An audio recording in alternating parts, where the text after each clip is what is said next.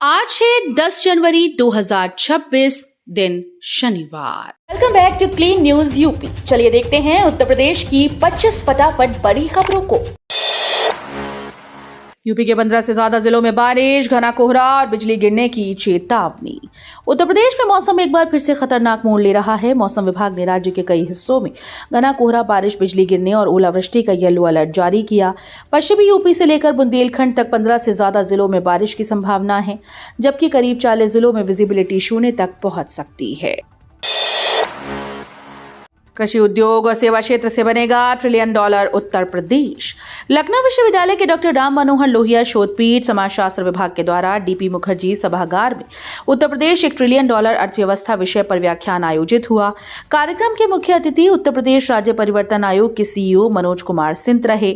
उन्होंने कहा कि $1 ट्रिलियन अर्थव्यवस्था का लक्ष्य केवल आर्थिक आंकड़ों तक सीमित नहीं, बल्कि कृषि उद्योग और सेवा क्षेत्र के संतुलित विकास से आम नागरिक की जीवन गुणवत्ता में सुधार लाना इसका उद्देश्य है।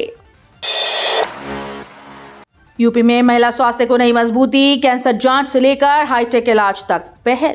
उत्तर प्रदेश में स्वास्थ्य सुविधाओं को लेकर बड़ी पहल सामने आई। प्रधानमंत्री नरेंद्र मोदी के स्वस्थ नारी सशक्त परिवार अभियान के तहत वाराणसी में 20 नमो शक्ति रथ शुरू किए गए, जिनसे महिलाओं की मुफ्त स्तन कैंसर जांच होगी। एआई आधारित थर्मल इमेजिंग तकनीक से बिना दर्द जांच संभव होगी। वहीं रायबरेली एम्स में कैंसर संस्थान और हाईटेक ट्रॉमा सेंटर को मंजूरी मिल चुकी है, जिसका निर्माण मार्च से पहले शुरू होने की उम्मीद है। योगी के नेतृत्व में बदला यूपी, कानून व्यवस्था से लेकर ईवी निवेश तक नई पहचान।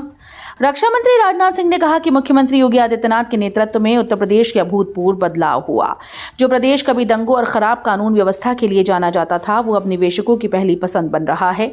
इस क्रम में लखनऊ के सरोजनी नगर में अशोक लीलैंड के इलेक्ट्रिक वाहन मैन्युफैक्चरिंग प्लांट का उद्घाटन किया गया। करीब 70 एकड़ में बने इस प्लांट में ई बस, ई ट्रैवलर और ई लोडिंग वाहन तैयार होंगे। यूपी में विकास व्यवस्था और परंपरा पर फोकस, फैक्ट्री उद्घाटन से जनगणना तक बड़े फैसले। उत्तर प्रदेश में एक और औद्योगिक विकास को नई गति मिली, तो दूसरी ओर प्रशासनिक और सांस्कृतिक फैसले भी सुर्खियों में हैं। लखनऊ में अशोक लीलैंड की फैक्ट्री के उद्घाटन के साथ यूपी ईवी मैन्युफैक्चरिंग के हब की ओर बढ़ रहा है। वहीं केंद्र की अधिसूचना के बाद 2026 की जनगणना को लेकर प्रदेश के सभी जिलों में जिला स्तरीय समन्वय समितियां गठित कर दी गईं। 11 जनवरी से गोरखपुर महोत्सव, पर्यटन मंत्री करेंगे शुभारंभ, सीएम योगी करेंगे समापन। 11 जनवरी से चंपा देवी पार्क में शुरू हो रहे गोरखपुर महोत्सव की तैयारियां पूर्ण कर ली गईं। महोत्सव का शुभारंभ पर्यटन मंत्री जयवीर सिंह करेंगे, जबकि समापन समारोह में मुख्यमंत्री योगी आदित्यनाथ शामिल होंगे। प्रशासन ने कार्यक्रमों की तिथिवार और समयानुसार रूपरेखा जारी कर दी। महोत्सव के दौरान प्रतिदिन सुबह 11 बजे से कार्यक्रमों की शुरुआत होगी। पहले दिन आईटीएम और बीआईटी गीडा के छात्रों द्वारा हैकाथॉन का आयोजन किया जाएगा। जनता दर्शन में सीएम योगी सख्त, भूमाफियाओं पर कार्रवाई और इलाज में नहीं होगी कमी। मुख्यमंत्री योगी आदित्यनाथ ने गोरखपुर प्रवास के दौरान गोरखनाथ मंदिर में आयोजित जनता दर्शन में लोगों की समस्याएं सुनी। सीएम ने कहा कि हर व्यक्ति की समस्या का समाधान सरकार की प्राथमिकता है। उन्होंने अधिकारियों को निर्देश दिए कि बिना भेदभाव सभी को न्याय मिले और पात्र लोगों को योजनाओं का लाभ पहुंचे। यूपी पुलिस में बढ़ेगी महिला शक्ति, साल के अंत तक 50,000 के पार। उत्तर प्रदेश पुलिस में महिलाओं की भागीदारी लगातार मजबूत होती जा रही है। वर्ष 2017 में जहां पुलिस बल में करीब 10,000 महिला कर्मी थीं, अब उनकी संख्या बढ़कर 44,000 हो चुकी है। आगामी 32,679 सिपाहियों की सीधी भर्ती में लगभग 4,500 महिलाओं का चयन सिपाही पद पर और करीब 1,000 का चयन उप निरीक्षक पद पर किया जाएगा। इसके साथ ही इस वर्ष के अंत तक यूपी पुलिस में महिला कर्मियों की कुल संख्या 50,000 से अधिक हो जाएगी। वाराणसी में अवैध निर्माण पर ड्रोन की नजर, हर 3 महीने में होगी मॉनिटरिंग। वाराणसी में अवैध निर्माण पर लगाम लगाने के लिए विकास प्राधिकरण ने ड्रोन सर्वे शुरू किया। बीडीए सीमा क्षेत्र में अवैध प्लॉटिंग और निर्माण पर अब आसमान से नजर रखी जाएगी। अवैध निर्माण हटाने के बाद दोबारा कब्जा होने पर सख्त कार्रवाई की जाएगी। इसके लिए हर 3 महीने में ड्रोन से तस्वीरें अपडेट की जाएंगी। वीडियो उपाध्यक्ष पूर्ण बोरा के अनुसार पुराने और नए सर्वे का मिलान कर सीलिंग और ध्वस्तीकरण की कार्रवाई होगी। यूपी की बेटियों का ऐतिहासिक प्रदर्शन, 12 साल बाद क्वार्टर फाइनल में entry. Senior national volleyball championship में मेजबान उत्तर प्रदेश की बेटियों ने शानदार प्रदर्शन कर इतिहास रच दिया। यूपी की महिला टीम ने 12 साल बाद क्वार्टर फाइनल में जगह बनाई। सिगरा स्टेडियम के इंडोर कोर्ट पर खेले गए प्री क्वार्टर फाइनल मुकाबले में यूपी ने उड़ीसा को रोमांचक मैच में 3-1 से हराया। ये मुकाबला करीब 2.5 घंटे तक चला और दर्शकों का जबरदस्त उत्साह देखने को मिला। लखनऊ में 1.29 लाख उपभोक्ता चौंके, बिना बताए प्रीपेड हो गए बिजली मीटर। राजधानी लखनऊ में बिजली उपभोक्ताओं के लिए हैरान करने वाला मामला सामने आया। 1,29,000 उपभोक्ताओं के कनेक्शन स्मार्ट मीटर लगने के बाद पोस्टपेड से प्रीपेड कर दिए गए, लेकिन इसकी जानकारी उन्हें नहीं मिली। उपभोक्ता 2 से 3 महीने तक बिजली बिल का इंतजार करते रहे। अब उन्हें पता चला कि मीटर रीडर नहीं आएगा और बिजली इस्तेमाल से पहले मीटर रिचार्ज कराना होगा। इलेक्ट्रिक वाहनों में ABS सिस्टम अनिवार्य, पैदल यात्रियों की सुरक्षा पर जोर। इलेक्ट्रिक वाहनों की बढ़ती संख्या के बीच सड़क सुरक्षा को लेकर बड़ा फैसला किया गया। सड़क परिवहन और राजमार्ग मंत्रालय ने ई-रिक्शा, ई-कार्ट के साथ साथ M और N कैटेगरी के सभी नए इलेक्ट्रिक व्हीकल्स में ABS यानी एकॉस्टिक व्हीकल अलर्टिंग सिस्टम अनिवार्य कर दिया। ये नियम 1 अक्टूबर 2026 से लागू होगा। वहीं पुराने इलेक्ट्रिक वाहनों को इसमें फिटमेंट के लिए 1 अक्टूबर 2027 तक का समय मिलेगा। यूपी में मदरसों की छुट्टियां घोषित, संभल में अवैध निर्माण पर सख्त एक्शन।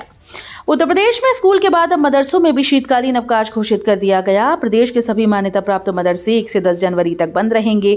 मदरसा शिक्षा परिषद ने 2026 की अवकाश तालिका भी जारी कर दी। वहीं संभल में प्रशासन ने अवैध कब्जों के खिलाफ एक्शन पार्ट 2 शुरू कर दिया है। सरकारी जमीन पर बने मस्जिद, मदरसे और मकानों को चिन्हित कर उन पर भारी जुर्माना लगाया जाएगा।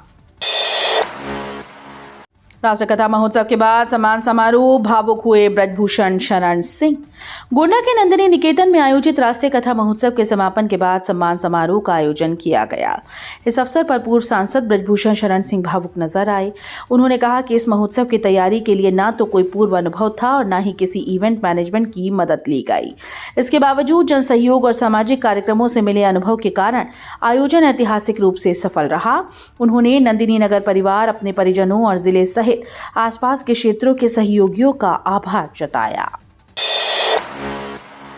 राम मंदिर का गेट नंबर 3 बनेगा जगत गुरु मध्वाचार्य द्वार, 3 माह रहेगा बंद। अयोध्या में राम मंदिर के गेट नंबर 3 को अब जगत गुरु मध्वाचार्य द्वार के रूप में विकसित किया जाएगा। इस द्वार का नए सिरे से निर्माण कार्य अगले सप्ताह से शुरू होगा। निर्माण कार्य के चलते गेट नंबर 3 को करीब 3 महीने तक बंद रखा जाएगा। इस अवधि में राम मंदिर में प्रवेश व्यवस्था में बदलाव किया गया है। गेट नंबर 3 से प्रवेश करने वाले श्रद्धालुओं को अब गेट नंबर 11 जगत गुरु शंकराचार्य द्वार से प्रवेश दिया जाएगा। KGMU में धर्मांतरण मामला गरमाया, हिंदू संगठनों का VC कार्यालय में हंगामा। राजधानी लखनऊ स्थित KGMU में धर्मांतरण और यौन शोषण के आरोपों को लेकर शुक्रवार को जमकर हंगामा हुआ। हिंदू संगठनों के कार्यकर्ता KGMU के प्रशासनिक भवन में पहुंचे और कुलपति सोनिया नित्यानंद के कार्यालय में घुस गए। इस दौरान तोड़फोड़ की गई और करीब 5 मिनट तक VC ऑफिस का दरवाजा बंद रखा। आरोपी डॉक्टर रमीज अभी फरार बताया जा रहा है। मामले की गंभीरता को देखते हुए राज्य महिला आयोग की उपाध्यक्ष अपर्णा यादव भी KGMU पहुंची। मिर्जापुर पुलिस में गायब हुई दमदार मूंछें, मानक पर मिले तो मिलेगा भत्ता। पुलिस की पहचान मानी जाने वाली दमदार मूंछें अब नजर नहीं आ रही। ब्रिटिश काल से चली आ रही परंपरा के तहत घनी मूंछ रखने पर पुलिस कर्मियों को भत्ता देने का प्रावधान है, लेकिन मिर्जापुर जिले में करीब 2,500 पुलिस कर्मियों में से किसी को भी ये भत्ता नहीं मिल रहा है। विभाग का कहना है कि इसकी वजह मानक के अनुसार मूंछ न होना है। सेवानिवृत्त NTPC GM के प्लॉट पर कब्जा, केयरटेकर और सहयोगियों पर आरोप। रावतपुर में NTPC से सेवानिवृत्त GM संजय कुमार दुबे के प्लॉट पर विवाद सामने आया। उनके प्लॉट पर रहने वाले केयरटेकर और उसके सहयोगियों ने झोपड़ी डालकर कूट रचित दस्तावेज तैयार कर कब्जा कर लिया। विरोध करने पर दबंगों ने पीड़ित को झूठे मुकदमे की धमकी देते हुए प्लॉट से भगा दिया। संजय कुमार दुबे ने पुलिस आयुक्त से शिकायत दर्ज कराई है। ये भूखंड 2001 में खरीदा गया था और इसकी देखरेख के लिए उन्होंने निजी स्कूल के बस चालक शिवशंकर सिंह को जिम्मेदारी दी। यात्रियों की सुरक्षा के लिए बड़ा कदम, स्लीपर बसेस में ड्राइवर केबिन और स्लाइडर हटेंगी। यूपी सरकार ने स्लीपर बसेस में यात्रियों की सुरक्षा को लेकर अहम कदम उठाया। परिवहन आयुक्त ने उप परिवहन आयुक्त और आरटीओ को निर्देश दिए कि सभी स्लीपर बसेस में ड्राइवर केबिन को हटवाया जाए और स्लीपर बर्थ पर लगे स्लाइडर भी हटा दिए जाएं। इसके अलावा बसेस में अग्निशमन उपकरण लगाने के लिए 1 महीने का समय दिया गया। समय पर मानक का पालन न करने वाली बसेस को प्रशासन सीज कर देगा। कानपुर महोबा कबरई ग्रीनफील्ड हाईवे को मिली केंद्र से मंजूरी। 112 किलोमीटर एलिवेटेड कॉरिडोर बनेगा। कानपुर बुंदेलखंड क्षेत्र की सड़क कनेक्टिविटी को सुधारने के लिए कानपुर महोबा कबरई ग्रीनफील्ड हाईवे परियोजना को केंद्र सरकार से मंजूरी मिल गई है। 112 किलोमीटर लंबे इस हाईवे को एलिवेटेड कॉरिडोर के रूप में विकसित किया जाएगा। निर्माण पर लगभग 5,700 करोड़ खर्च होंगे। हाईवे निर्माण के लिए टेंडर प्रक्रिया फरवरी तक पूरी कर ली जाएगी। इस परियोजना से क्षेत्र में आवागमन तेज और सुरक्षित होगा। गोरखपुर की बेटी का दमदार प्रदर्शन। राष्ट्रीय बेंच प्रेस में सेजल गुप्ता को स्वर्ण पदक। गोरखपुर स्थित मदन मोहन मालवीय प्रौद्योगिकी विश्वविद्यालय की छात्रा सेजल गुप्ता ने राष्ट्रीय स्तर पर शानदार सफलता हासिल की।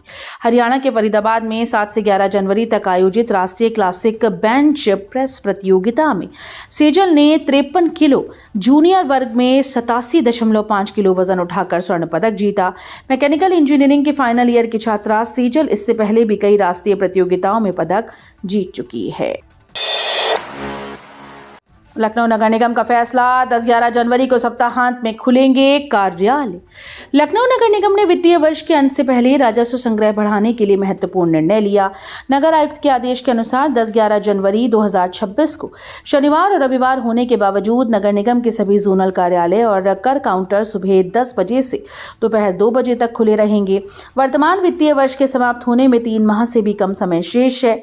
इस कदम से करदाताओं को सुविधा मिलेगी। कानपुर फ्लाइट किराया वीकेंड में बढ़ा। सोमवार से आधे से कम होगा। कानपुर से यात्रा करने वाले यात्रियों के लिए फ्लाइट किराया इस वीकेंड में आसमान छू रहा है। ट्रैवल एजेंसीज के मुताबिक शुक्रवार, शनिवार, रविवार के कारण टिकट की मांग बढ़ने से किराया महंगा हो गया। वहीं ठंड के चलते लोग फ्लाइट से सफर कर रहे हैं, लेकिन कम कर रहे हैं। इस वजह से सोमवार से फ्लाइट का किराया पहले की तुलना में आधे से भी कम हो जाएगा। यात्रियों को सस्ते टिकट पाने का मौका मिलेगा और वीकेंड के बाद किराए में सामान्यीकरण होगा। कानपुर में केडीए का बड़ा एक्शन। 4.5 करोड़ की जमीन पर बने अवैध निर्माण सील।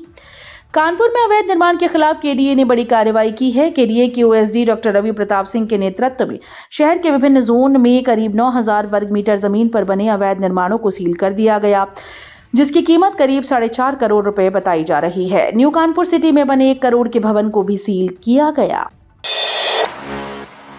रामलला के भोग प्रसाद को मिलेगा शुद्धता प्रमाण। अयोध्या में नॉनवेज डिलीवरी पर पूरी तरह से रोक। अयोध्या में रामलला के भोग प्रसाद की शुद्धता और गुणवत्ता सुनिश्चित करने के लिए नई व्यवस्था लागू की जा रही है। श्री राम जन्मभूमि तीर्थ क्षेत्र ट्रस्ट की स्वीकृति से खाद्य सुरक्षा विभाग फरवरी में दिल्ली की विशेष टीम भेजकर प्रसाद की सामग्री तैयार, प्रक्रिया और स्वच्छता का निरीक्षण करेगा। वहीं राम मंदिर और पंचकोसी परिक्रमा मार्ग के भीतर नॉनवेज फूड की बिक्री और डिलीवरी पर पूरी तरह से रोक लगाई गई। प्रशासन ने होटल, दुकानों, ऑनलाइन फूड कंपनीज को आदेश से अवगत कराया और उल्लंघन पर सख्त कार्रवाई की चेतावनी दी। सड़क हादसों पर सरकार की नई टेक्नोलॉजी। कारें अब आपस में करेंगी बातचीत। भारत में सड़क हादसों की संख्या लगातार चिंताजनक बनी हुई है। इस स्थिति को सुधारने के लिए केंद्र सरकार नई तकनीक लेकर आ रही है। केंद्रीय सड़क और परिवहन राजमार्ग मंत्री नितिन गडकरी के अनुसार vehicle to vehicle communication technology कारों को आपस में जोड़ देगी। इसमें आपकी कार रियल टाइम में ये पहचान पाएगी कि आगे वाली गाड़ी अचानक ब्रेक लगी या कोई वाहन ब्लाइंड स्पॉट में है। इस तकनीक से दुर्घटनाओं की संख्या कम होने और यात्रियों की सुरक्षा बढ़ाने में मदद मिलेगी।